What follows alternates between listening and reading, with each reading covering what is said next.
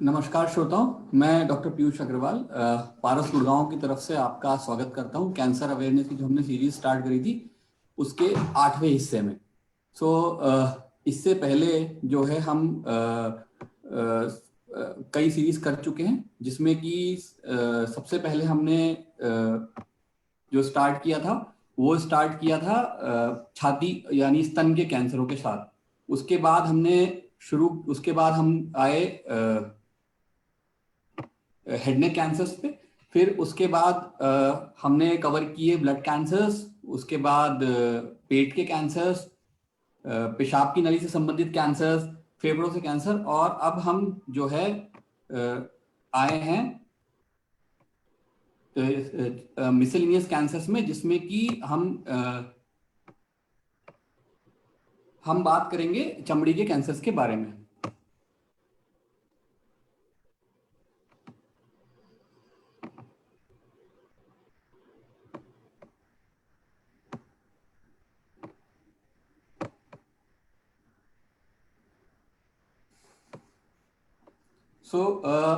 चमड़ी के कैंसर्स के बारे में इसलिए इंपॉर्टेंट है कि चमड़ी हमारे शरीर का जो है सबसे बड़ा ऑर्गन है, और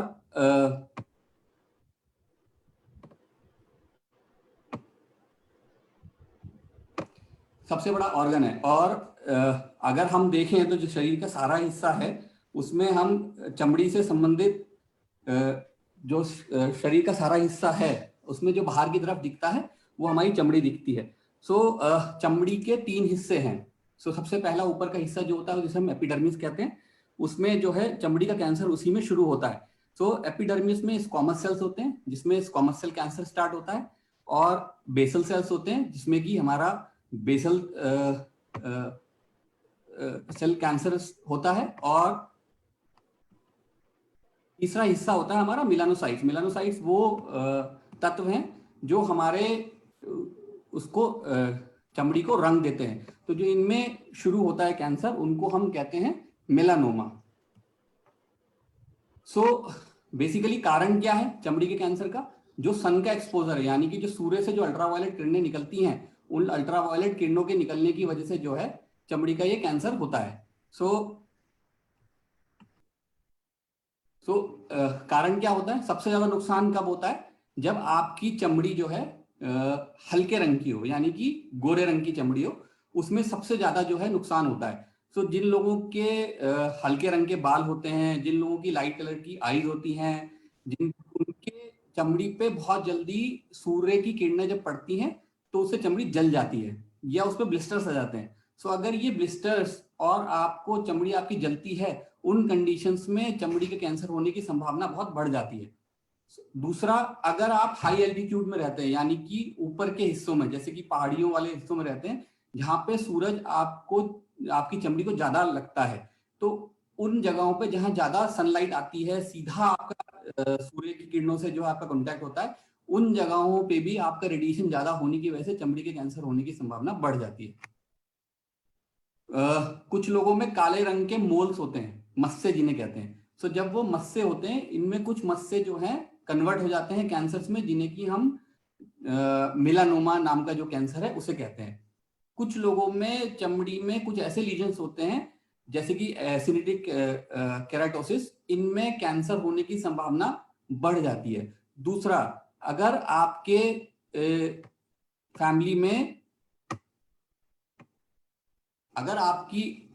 में स्किन के कैंसर हुए हैं, उस कंडीशन में जो है आपके होने की संभावना, कैंसर होने की संभावना जो है वो बढ़ जाती है।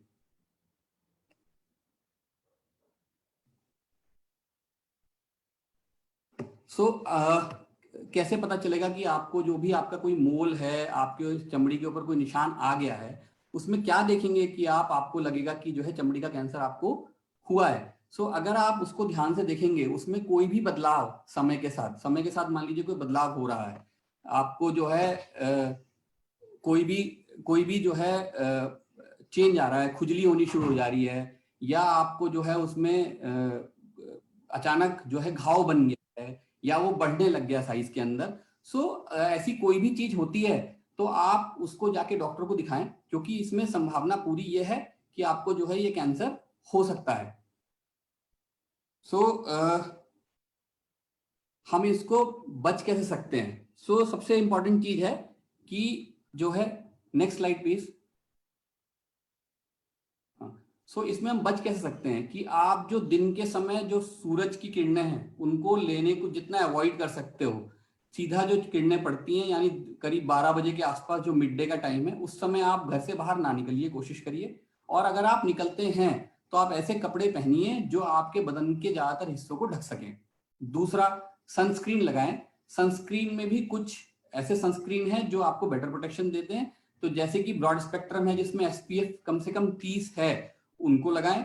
उससे आपकी चमड़ी को प्रोटेक्शन मिलेगा, उससे आपकी चमड़ी अल्ट्रावायलेट रेज से बचेगी और इसकी वजह से जो है आपका वो, तो खासकर किन एरियाज में लगाएं? खासकर वो एरियाज जो आपके बहुत ज्यादा एक्सपोज होते हैं, जैसे कान, आपके हाथों के जो पीछे के हिस्से हैं, गला, क्योंकि इन हिस्सों में आप कपड़ों से ढकना बहुत संभव नहीं है गर्मी के दिनों में खासकर।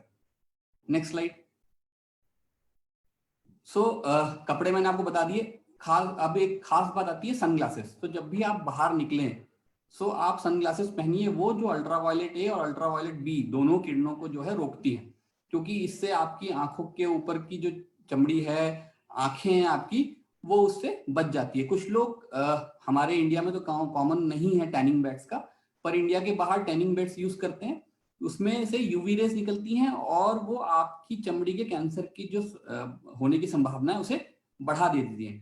तीसरी चीज है कि कुछ दवाइयां होती हैं जिससे कि हाइपर सेंसिटिविटी हो जाती है सूर्य की किरणों के लिए। तो अगर आपको पता है, नहीं तो आप अपने डॉक्टर से पूछ सकते हैं। उन दवाइयों को जब आप ले रहे हैं तो आप बाहर निकलने की कोशिश करिए कि बाहर ना निकला जाए या उन दवाइयों को अवॉइड करें। प्लस जब भी आप नहाने जाते हैं तो अपनी चमड़ी को ध्यान से देखिए। कोई भी आपको ऐसा लीजन दिखता है जो आपको एबनॉर्मल लगता है, जो पहले नहीं था, अगर कोई चीज आपके बचपन से है वो चीज अलग है, उसमें कोई बदलाव हो रहा हो, या कोई ऐसा लीजन जो पहले नहीं था और अब नया आया है, ऐसा कोई भी लीजन आता है तो उसे जाकर के आप अपने डॉक्टर को दिखाइए। Next slide. सो हम बात करेंगे कुछ चीजें जो आपके पास, आप में से बहुत सारे दर्शक ऐसे होंगे जिनके पास कुछ ये लीजन्स होंगे शरीर में, और आपने देखे भी होंगे पर आपने उन्हें इग्नोर कर दिया होगा कि नहीं बचपन से हैं या काफी समय से हैं और हमें इग्नोर करना है। इनमें से कुछ लीजन्स जो हैं वो घातक सिद्ध हो सकते हैं क्योंकि वो कैंसर में तब्दील हो सकते हैं। इसमें सबसे कॉमन चीज है कंजेनाइटल मेलानोसिटिक नेवाई। ये आपको अपने शरीर में ऐसा काला सा एक धब्बा दिखेगा। तो अगर ये एक या एक से ज्यादा है तो आपका रिस्क बढ़ाता है मिलानोमा होने का। दूसरा, कि जब भी इसमें बदलाव होना शुरू करे, तो अगर ये ऐसा का ऐसा पड़ा है तो कोई दिक्कत नहीं है, पर अगर इसमें बदलाव होने शुरू हो गए, जैसे कि इसका रंग बदल गया, हल्का या गाढ़ा हो गया, इसका साइज बढ़ना शुरू हो जाए, इसके शेप में बदलाव होना शुरू हो जाए, और ये आपको नॉर्मल छूने पे जैसे स्मूथ लगता था अचानक ये रफ हो जाए, इसमें इचिंग शुरू हो जाए, सो ये चीजें इस तरफ पॉइंट आउट करती हैं कि इसमें कैंसर होने की संभावना जो है हो रही है। सो जैसे ही आपको ये लगे आप अपने डॉक्टर के पास जाइए और इसे निकलवाइए। Next slide please. सो दूसरा होता है एसिटेनिक केराटोसिस। सो आप देख सकते हैं ये देखने में ऐसा लगता है कि किसी कोई छोटा सा घाव है, उसके ऊपर कुछ गंदगी सी है।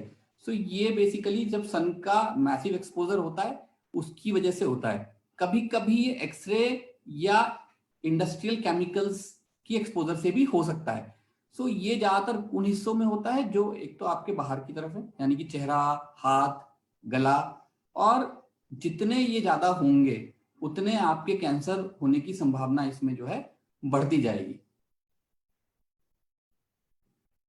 सो सबसे ये जो है सबसे कॉमन जो एसिटेनिक केराटोसिस दिखाया था वो सबसे कॉमन प्री मैलिग्नेंट कंडीशन है, और 10% केसेस में एक कैंसर होता है चमड़ी का, जिसे हम स्क्वामस सेल कैंसर कहते हैं। 10% केसेस में ये उस कैंसर में तब्दील होने की पॉसिबिलिटी इसकी बढ़ जाती है। सो तीसरी कंडीशन आती है केराटोकैंथोमास।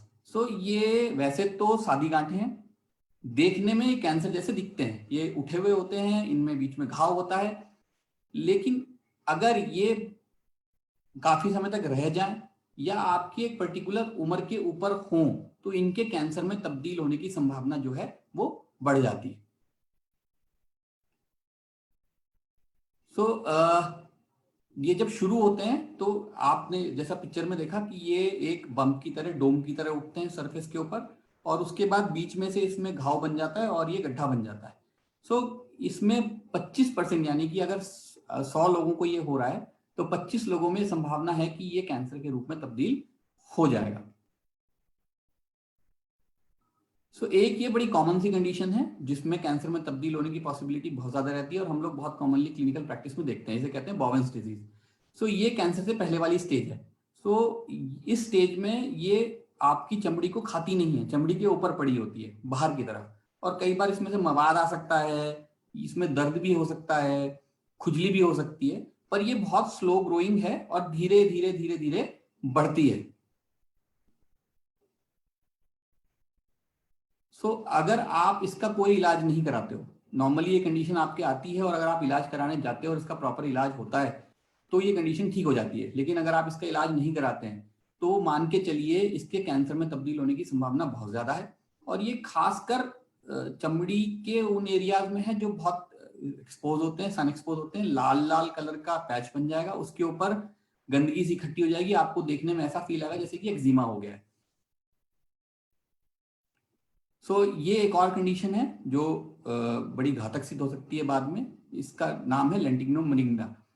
इसको बेसिकली ये कैंसर से, मेलानोमा नाम का जो कैंसर हमने बताया था उससे ठीक पहले की चीज है, और ये मान के चलिए कि ये पूरी तरह चमड़ी में घुस नहीं रहा है पर कैंसर है, और देर सवेर ये चमड़ी में घुसना और चमड़ी से दूर किसी और ऑर्गन में जाना भी शुरू कर सकता है। आप ये मान के चलिए कि अर्ली स्टेज है कैंसर का। आप जब भी इसको देखते हैं इस चीज को निकलवा लेना बहुत जरूरी है।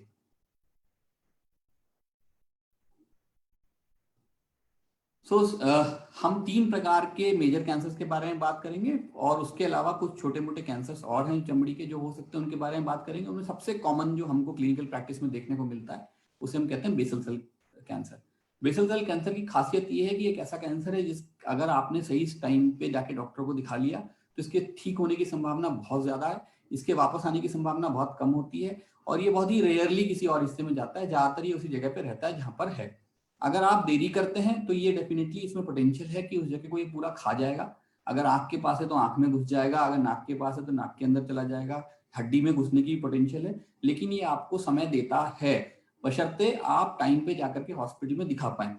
ये भी सन एक्सपोजर रिलेटेड है। ये आपको दिखने में, देखिए कैसा लगता है कि प्रीवियस स्लाइड, ये दिखने में ऐसा लगता है कि कोई छोटा सा बम्प हो गया हो। ये कलर्ड भी हो सकता है, नॉन कलर्ड भी हो सकता है, देखने में काला भी हो सकता है, बिना काला भी हो सकता है। उसके ऊपर स्कैबिंग होगी, अगर आप स्कैबिंग को छेड़ोगे तो उसमें से जो है ब्लीड आएगी या गंदगी भी हो सकती है, और उसके बाद वो कई बार भर जाता है और फिर स्कैबिंग होती है, फिर आप स्कैब हटाते हो, फिर भर जाता है, ये प्रोसेस चलती रहती है। दूसरे तरीके का कैंसर जो है उसे हम कहते हैं स्क्वामस सेल कैंसर। ये कैंसर थोड़ा सा खतरनाक होता है। इसकी टेंडेंसी होती है कि अगल बगल के एरियाज में घुसता भी है, ये आसपास की जो आपकी लिम्फ नोड्स हैं उनमें भी ड्रेन कर सकता है, ये शरीर के दूसरे हिस्सों में भी जा सकता है, ये भी सन एक्सपोज एरियाज में होता है। आप अगर इसको देखोगे तो ये रेड नोड्यूल की तरह आएगा, कभी कभी फ्लैट लीशन होगा, कभी कभी अल्सरेटेड लीशन होगा, यानी कि अल्सर की तरीके से बन जाएगा जिसमें से खून मवाद भी आ सकता है। और इसका भी टाइमली अगर इलाज होता है, अगर इसका प्रॉपरली और टाइमली इलाज होता है तो इसके भी क्योर होने की संभावना करीब करीब 100% ही होती है। कुछ कंडीशंस में आपके पहले के स्कार पड़े होते हैं, घाव पड़े होते हैं, उन स्कार्स के ऊपर भी एक तरीके का कैंसर होता है, वो भी इसी वैरायटी का कैंसर है और उसका भी इलाज इसी तरीके से चलता है। तीसरा और जो सबसे खतरनाक कैंसर है इन तीनों में से वो है मेलानोमा। कैसे पता चलेगा कि एक कोई मान लीजिए मस्सा तो आपके पड़ा हुआ है, बहुत कॉमन है मस्से, मेरे भी हैं, बाकी लोगों के भी, सबके कहीं ना कहीं मस्से मिल जाएंगे। किन मस्सों में हमको जो है ये फील आ जाना चाहिए कि ये कन्वर्ट हो रहा है कैंसर की तरफ, क्योंकि ये बड़ा घातक कैंसर है, ये लिम्फ नोड्स में भी जाएगा और अगर आप थोड़ी देर कर देंगे तो शरीर के दूसरे हिस्सों में भी जाएगा और इसे कई बार ठीक करना बहुत मुश्किल हो जाता है। कैसे कि अगर कोई भी मस्सा पड़ा हुआ है तो आप रेगुलर ऑब्जर्व करिए, उसको ऑब्जर्व करिए कि वो साइज में तो नहीं बढ़ रहा है, अपना रंग तो नहीं चेंज कर रहा है, अपने आसपास के एरिया को इन्वॉल्व करने की कोशिश तो नहीं कर रहा है, उसमें खुजली वगैरह तो नहीं हो रही, कोई भी चेंज जो उसके बेसिक नेचर का चेंज है अगर वो चेंज हो रहा है तो आप तुरंत इमीडिएटली जाके डॉक्टर को दिखाइए। और ये एक ऐसा कैंसर है जो किसी भी तरीके के चमड़ी में हो सकता है, ये कहीं भी हो सकता है, वेब स्पेसेस में, यानी कि जो आपके हाथों के बीच का स्पेस है, टो के बीच का स्पेस है। कई बार तो ऐसा होता है कि मरीज एक गांठ लेके आता है हमारे पास ऊपर की तरफ, हम उसको देखते हैं, बायोप्सी कराते हैं, उसमें निकल के आता है मेलानोमा, फिर ढूंढते हैं तो पता चलता है कि 2 उंगलियों के बीच में कहीं छोटा सा एक मेलानोमा पड़ा हुआ था। इवन ये लैट्रिन के रास्ते की तरफ भी हो सकता है, मुंह के अंदर भी हो सकता है। सो ये एक ऐसी कंडीशन है जिसके बारे में ध्यान रखना मरीजों के लिए बहुत जरूरी है।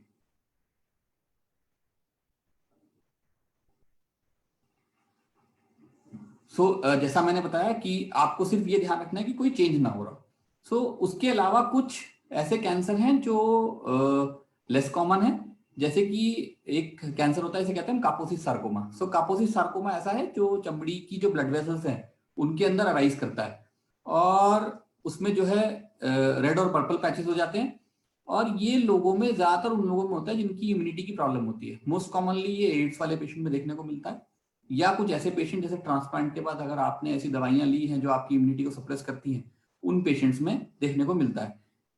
दूसरे ऐसे भी लोग हैं जो अफ्रीका में रहते हैं या जो इटालियन हैं, ईस्टर्न यूरोपियन हैं, उनकी जो हेरिटेज है उनमें ये कॉमन कंडीशन है।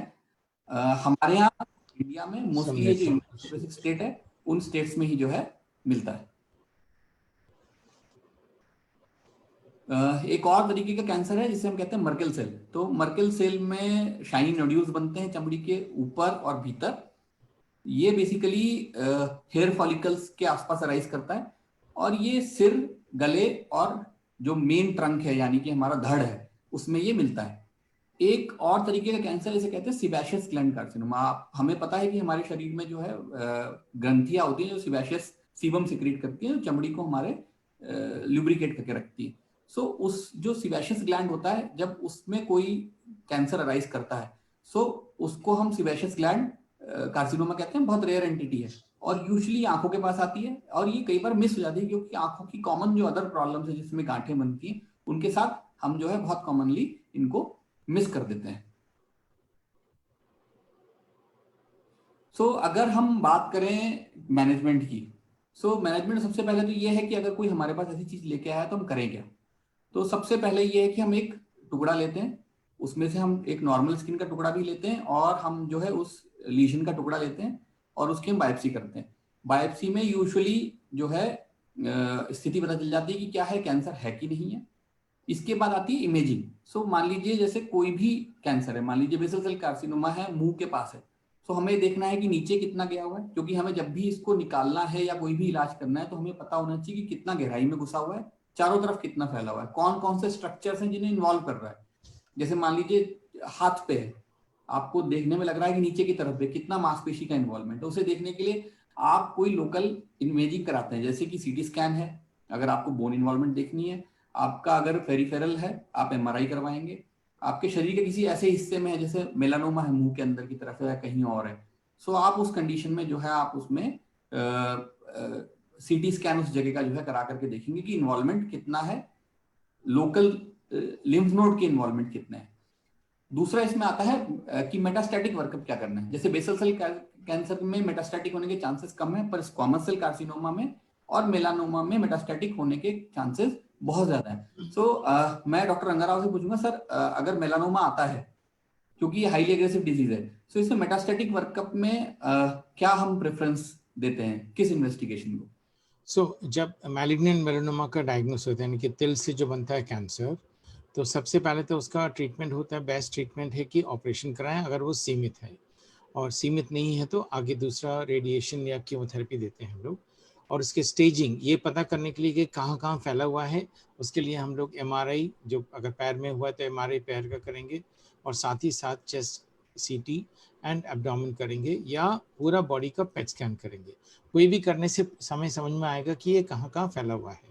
और ये जैसे बाकी कैंसरों में है, इनमें भी स्टेज 1, 2, 3 और 4 होता है, और स्टेज 1 एंड 2 में पक्का रेडिएशन या अपना ऑपरेशन दोनों ही बेस्ट हैं, और उनमें शायद कीमोथेरेपी या इम्यूनोथेरेपी या टारगेटेड थेरेपी की ज़रूरत नहीं होती है। बट स्टेज 3 में जब ऑपरेशन करने के बाद में या ऑपरेशन बगैर किए हुए, उसमें कीमोथेरेपी, इम्यूनोथेरेपी, ये सब चीज़ें होता है। और इम्पॉर्टेंट चीज़ जब बायोप्सी करते हैं ऐसे कैंसरों का, इसमें जानना ज़रूरी है कि किस प्रकार के जीन्स इसमें है मैलिग्नेंट मेलानोमा। जीन्स किस प्रकार के हैं, और उस प्रकार से हम लोग इनका टारगेटेड थेरेपी, क्योंकि आजकल टारगेटेड थेरेपी बहुत अच्छी हो गई है, इम्यूनोथेरेपी बहुत अच्छी हो गई है मैलिग्नेंट मेलानोमा, इसमें काफ़ी ज़्यादा रिसर्च हो चुका है और हो रहा है। तो इनमें टारगेटेड थेरेपी या इम्यूनोथेरेपी या कीमोथेरेपी इनके मार्कर्स के ऊपर है। तो कुछ लोगों को इम्यूनोथेरेपी लगता है, कुछ लोगों को टारगेटेड थेरेपी लगता है, depending on the markers. So that is the way we treat them. So बात आती है इसके बाद की इलाज। तो जो सबसे कॉमन ट्रीटमेंट है वो है सर्जरी, चाहे वो बेसल सेल कैंसर हो, चाहे वो स्क्वामस सेल कैंसर हो, चाहे वो मेलानोमा हो। सो अगर वो बीमारी वहीं की वहीं है, या ज्यादा अगर आपकी पास की लिम्फ नोड्स में गई हुई है, अगर शरीर में कहीं और नहीं गई हुई है, तो उसका प्रॉपर इलाज जो है वो है कि हम उसको काट करके, उसको कुछ मार्जिन लेकर के, उसको निकाल करके हम जो है भेज देते हैं। सो हम मार्जिन भी क्या करते हैं कि हमने उसको जो जितना भी हमने निकाला है उसके सारे मार्जिन को हम जांच के लिए भेजते हैं, हम फ्रोजन सेक्शन कहते हैं। फ्रोजन सेक्शन में अगर नेगेटिव आती है उसके बाद ही हम कोई भी रिकंस्ट्रक्शन या क्लोजर की वो करते हैं। अगर वो कहीं लिम्फ नोड्स में गई हुई थी, उस जगह के लोको रीजनल लिम्फ नोड्स को भी निकाल दिया जाता है। नाउ डॉक्टर अदिति, कई बार ऐसा होता है कि डिजीज ऑपरेबल नहीं है, जैसे मान लीजिए बेसल सेल कैंसर ही है या स्क्वामस सेल कैंसर है, ऐसी स्थिति है कि जहां बीमारी थोड़ी सी ज्यादा है, और उसमें या हम ऐसा बीमारी है जिसे हम निकाल सकते हैं, बस किसी इंपॉर्टेंट ऑर्गन के डैमेज होने की पॉसिबिलिटी बढ़ जाती है। सो उस कंडीशन में क्या कुछ ऐसा है रेडिएशन में कि जिसके द्वारा हम बीमारी को थोड़ा कम कर सकें या कुछ ऐसा कर सके जिससे कि बीमारी साफ हो जाए? डॉक्टर पीयूष, वैसे तो जो मेन स्टे ऑफ ट्रीटमेंट है वो सर्जरी ही है। उसके दो फायदे होते हैं कि एक तो हमें डायग्नोसिस प्रॉपर मिल जाता है, बायोप्सी से तो हमें मिला ही है, लेकिन मेलेनोमा में डेप्थ भी देखनी बहुत इंपॉर्टेंट होती है। दूसरा, हमें क्लियर मार्जिन मिल जाते हैं, पूरी तरह से बीमारी निकल जाती है। लेकिन अगर सिचुएशन ऐसी है कि किसी रीजन की वजह से सर्जरी नहीं हो पा रही है, वो इतनी म्यूटिलेटिंग है, आंख के पास है बहुत ज्यादा या कान के पीछे है, कॉस्मेटिकली डिसफिगरिंग हो रही है सर्जरी, तो radiation is an effective treatment. हम उस हिस्से का रेडिएशन कर सकते हैं, और रेडिएशन सिर्फ एक्सटर्नल बीम से नहीं, मतलब लीनियर एक्सीलरेटर मशीन से नहीं, ब्रेकी थेरेपी भी एक टेक्निक है जिससे हम रेडिएशन कर सकते हैं। तो वी कैन पुट ट्यूब्स। ब्रेकी का मतलब होता है कि रेडिएशन का सोर्स ट्यूमर के बहुत पास होता है। तो सपोज आंख के पास है, तो हम एक मोल्ड जैसा बनाते हैं और उसमें प्लास्टिक की ट्यूब्स लगा के उसको रेडिएशन के दौरान उस हिस्से में चिपकाते हैं, और आंख के अंदर के हिस्से को शील्ड कर देते हैं, जिससे रेडिएशन सिर्फ इस हिस्से में मिले जहां पे बीमारी है। ऐसे ही अगर कान के पीछे है तो हम कान के हिस्से का मोल्ड बना के उसमें ट्यूब्स लगा के रेडिएशन कर सकते हैं। और इसका फायदा ये होता है कि इसके साइड इफेक्ट्स बहुत कम होते हैं। जब भी ब्रेकी थेरेपी करी जाती है तो रेडिएशन उसी हिस्से को मिलती है, आसपास के हिस्से को बहुत कम मिलती है। तो that is also very effective treatment to treat patients जहाँ पे सर्जरी बहुत डिसफिगरिंग हो रही है।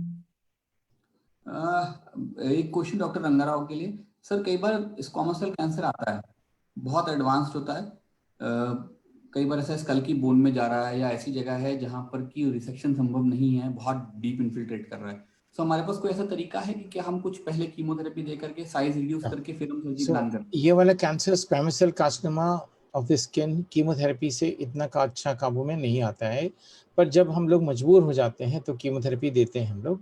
सो कीमोथेरेपी साथ में टारगेटेड थेरेपी या आजकल इम्यूनोथेरेपी भी एक नया शुरू हो गया है। अगर वो मार्कर मिल जाए तो इम्यूनोथेरेपी भी शायद कर सकते हैं। ज़्यादा ट्रायल हुआ नहीं है, ज़्यादा इन्फॉर्मेशन नहीं है, बट कीमोथेरेपी देने से कुछ हद तक कम हो सकता है, उसके बाद में आप ऑपरेशन कर सकते हैं उनको। सर, अब आते हैं मिलानोमा के ऊपर, क्योंकि सबके ट्रीटमेंट सर्जिकल है, पर ऐसा भी है कि सर्जरी के बाद मिलानोमा में कीमोथेरेपी का कोई रोल है क्या? क्योंकि जैसे बेसल सेल कैंसर है, अगर आपने उसे निकाला, अगर पूरा निकल गया, उसके बाद ज्यादातर केसेस में जरूरत कुछ पड़ती नहीं है देने की। Same condition squamous cell cancer की है, लेकिन मिलानोमा कुछ अलग तरीके का बिहेवियर है क्योंकि एग्रेसिव कैंसर है। सो इसमें सर्जरी के बाद कीमोथेरेपी का क्या रोल है सर? और उन कंडीशंस में, जिन कंडीशन में हम सर्जरी नहीं कर सकते, उसमें कितना रोल है? सो कीमोथेरेपी भी कुछ हद तक काम करता है मैलिग्नेंट मेलानोमा में, बट टारगेटेड थेरेपी और इम्यूनोथेरेपी इसमें बहुत अच्छे तरह से काम करते हैं। टारगेटेड थेरेपी कई तरह के हैं, कुछ टैबलेट्स भी हैं, कुछ इंजेक्शंस भी हैं। इन सब का उपयोग तब करते हैं जब इसके मार्कर्स मिल जाते हैं, जैसे सीकेट है, उसके बाद में इमैटिनिब करते हैं, या BRAF है तो BRAF का एजेंट्स यूज़ करते हैं। इस तरह से हम लोग यूज़ करते हैं टारगेटेड थेरेपी। और अगर उनमें नहीं, ये दोनों टारगेटेड थेरेपी नहीं लागू है तो इम्यूनोथेरेपी भी कई जगह काम करता है। और इम्यूनोथेरेपी भी कई तरह के आते हैं। और तो यानी कि ऑपरेशन अगर नहीं कर सकते हैं तो पहले हम लोग कीमोथेरेपी या टारगेटेड या इम्यूनोथेरेपी या इनका कॉम्बिनेशन देके कम कर सकते हैं। अच्छी तरह से कम करने के बाद में फिर ऑपरेशन कर सकते हैं। अगर बीमारी बहुत ज़्यादा फैला हुआ है, यही ट्रीटमेंट काफ़ी देर तक कंटिन्यू करते हैं। पहले ये बहुत ख़राब किस्म का बीमारी माना जाता था, बट आजकल ये नए वाले टेक्निक से, नए वाले दवाइयों से काफ़ी हद तक ये काफ़ी हद तक इसका कंट्रोल में आ रहा है। तो ये अच्छी चीज़ है, बट ये बहुत महंगा है और इंडिया में इतने ज़्यादा कॉमन नहीं है, बहुत कम कॉमन है और ज़्यादातर गोरे लोगों में होता है और उनमें यूज़ कर सकते हैं हम लोग।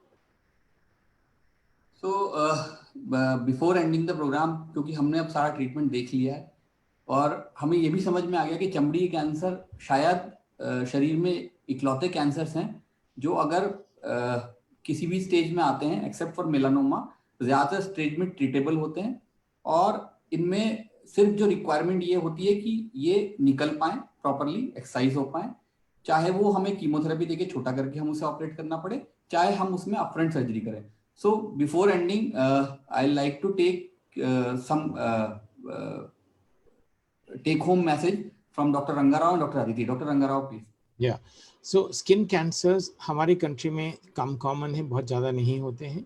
डॉक्टर पीयूष ने पूरा आपको बताया है कि सनलाइट के कारण और हमारे चमड़ी का जो कलर है वो अलग है बाकी देशों से, और ये गोरे लोगों में ज़्यादा होता है क्योंकि इनमें पिगमेंट कम होता है। एक तो ये बात है और इसको प्रिवेंशन के बारे में उन्होंने काफ़ी बताया है। और जब होता है तो ये वाला जो स्किन कैंसर है नॉर्मल आंकड़ों में होता ही नहीं है, वो वेस्ट में इतना कॉमन है कि अगर उसको गिनते रहें ये जो आंकड़े हैं बहुत सारा मिलियंस में चले जाता है। और ये स्किन कैंसर्स इतने कॉमन है, उनमें एक छोटे से फुंसी के जैसा होता है, उसको निकाल देते हैं, फिर दूसरा होता है, फिर तीसरा होता है, वो निकालते ही रहते हैं वो लोग। तो इसकी कोई गिनती नहीं है, ऐसा कंडीशन हमारे देश में नहीं है। और जब भी किसी को ये वाला स्क्वैमस सेल कार्सिनोमा होता है तो बेस्ट इज ऑपरेशन या रेडिएशन, और कीमोथेरेपी बहुत कम काम करता है। मैलिग्नेंट मेलानोमा में कीमोथेरेपी और टारगेटेड थेरेपी, इम्यूनोथेरेपी नए तरीके का आए हैं। बायोप्सी से झिझके नहीं, बायोप्सी हो जाए उसके बाद में हम लोग क्या इनको देना है उस हिसाब से इनको ट्रीटमेंट कर सकते हैं। डॉक्टर आदिति। या so as sir said that बहुत ही अनकॉमन कैंसर्स होते हैं ये। और एक और इम्पॉर्टेंट चीज ये है कि ये स्किन पे हो रहे हैं, सो दैट इज अ साइट की अगर वो शुरुआत होगी तो बहुत आसानी से पकड़े जा सकते हैं। So my message will be that please be aware, अगर कहीं पे भी कोई भी ऐसी चीज आपको दिख रही है जो अब नॉर्मल है, परसिस्ट कर रही है, या जो चीज थी हमेशा से जब आपने जन्म से देखी उसमें कोई चेंज हो रहा है या रीसेंट कोई चेंज है, प्लीज कंसल्ट योर फिजिशियन। बहुत इजीली इसको निकाला जा सकता है और सर्जरी से ये कंप्लीटली क्योर हो सकती है। स्क्वामस के कम चांसेस होते हैं, बेसल सेल कार्सिनोमा के बहुत ही कम चांसेस होते हैं कि वो फैले। मेलेनोमा इज वन जिसके फैलने के ज्यादा चांसेस होते हैं। सो अगर सभी को हम अर्ली पिकअप कर लें so we can cure them to a large extent, so be aware. तो बिफोर एंडिंग मैं सिर्फ एक ही चीज कहना चाहूंगा जो पूरे में मैसेज निकल के आता है, चाहे वो चमड़ी कैंसर है, चाहे कोई भी और जगह के कैंसर हो, कि आप लोग अपने शरीर के लिए अवेयर हो।